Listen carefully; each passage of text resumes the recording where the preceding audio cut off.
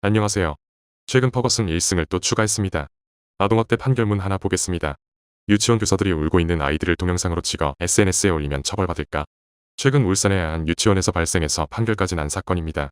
교사들은 아이들이 귀여워서 촬영하였다고 진술하였지만 결국 2명의 교사들에게 각각 벌금 500만원, 200만원이 선고되었습니다. 취업 제한 명령은 면제되었고요. 40시간의 아동학대 치료 프로그램 이수를 명했습니다. 유죄로 된 부분과 무죄된 부분 확인해 보겠습니다. 첫 번째, 피해 아동들은 3에서 4세에 불과하였다고 하더라도 당황스럽거나 야단을 맞는 등으로 부정적인 감정을 겪고 있는 상황에서 피해 아동들을 촬영했다는 점.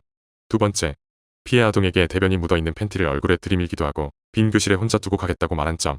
세 번째, 피해 아동들의 부모에게 아이들이 웃는 영상만을 보낸 점. 이 내용을 보면 교사들도 야단치거나 아이들이 울고 있는 영상을 촬영했다는 것이 적절하지 않았다고 생각한 거겠죠. 이를 종합하여 정서적 학대가 인정되었습니다. 네 번째, 아동 앞에 시판을 던지는 영상을 보면 철제 시판으로 큰 소리가 났을 것으로 추정되어 이 또한 정서적 학대로 인정되었습니다. 다섯 번째, 피고인들은 아동의 얼굴을 찌그러뜨리거나 일그러지게 하여 이것을 동영상 촬영한 것으로 아이가 거부 의사를 표시하지는 않았으나 정서적 학대로 판단하였습니다.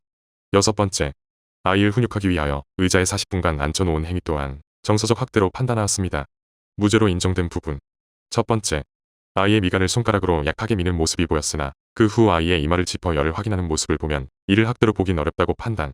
두 번째, 교사에게 실내화를 던진 아이에게 똑같이 실내화를 던져 혼내고 그 후 아이의 책을 억지로 빼앗아 바닥에 내려치는 모습을 확인하였으나 그 행위가 부적절하고 과하게 볼 수도 있으나 예절을 가르치기 위한 훈육 방법으로 볼 여지도 있으므로 학대로 인정되지 않았습니다.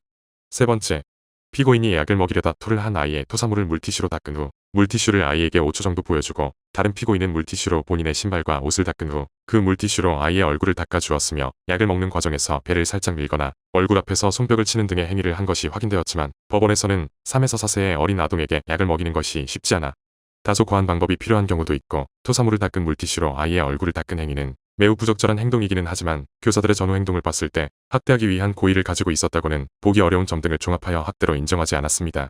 마지막으로 양형의 이유 보겠습니다. 피고인들은 울고 있는 피해 아동들을 달래지는 않을 망정 오히려 더 울게 만들었고 그 영상을 보관하다가 개인 SNS에 올리기도 한 점 등 죄책 가볍지 않다.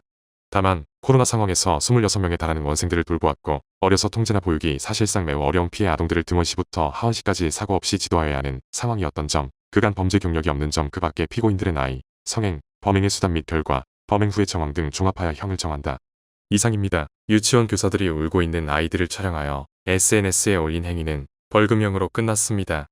유치원 선생님들 많이 힘드신 거 알고 있지만 아이들의 신체적 뿐만 아니라 아이들의 정서에도 많은 신경을 써주시면 감사하겠습니다.